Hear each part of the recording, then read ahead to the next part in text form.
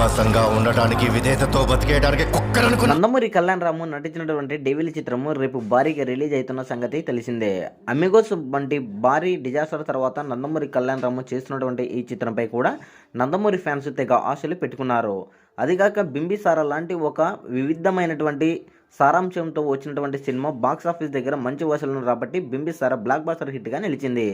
అదేవిధంగా డెవిల్ చిత్రం కూడా దాదాపుగా మంచి బాజుతో ఈ సినిమా రిలీజ్ కాబోతుండడంతో ఈ సినిమాపై కూడా భారీ ఆశలే పెట్టుకున్నారు. అయితే యూఎస్ఏ నుంచి ఇప్పుడు వస్తున్నటువంటి రివ్యూలు గమనిస్తే మటుకు డెవిల్ చిత్రము ఒక ఫెంటాస్టిక్గా ఉంది అని చెబుతున్నారు. బ్రిటిష్కి సంబంధించినటువంటి కథ ఒక ఫెంటాస్టిక్గా స్టోరీ మలచాడు దర్శకుడు అని చెబుతున్నారు. నందమూరి కళ్యాణ్ రాము బింబిసారలాగా మరోసారి తన వైవిధ్యంతో తన క్యారెక్టరైజేషన్తో పవర్ఫుల్ క్యారెక్టర్ చేశాడు అని తెలియజేస్తున్నారు.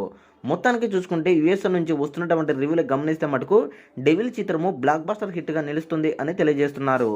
మరి రెండు తెలుగు రాష్ట్రాలలో ఎలాంటి రివ్యూలు ఇస్తారో అనేది వేచి చూడాలి. మొత్తానికి అయితే యూఎస్ఏ నుంచి అయితే పాజిటివ్ రివ్యూ వస్తుండడంతో డెవిల్ చిత్రంపై కూడా భారీ ఆశలు పెట్టుకున్నారు ఇటు ఫ్యాన్స్.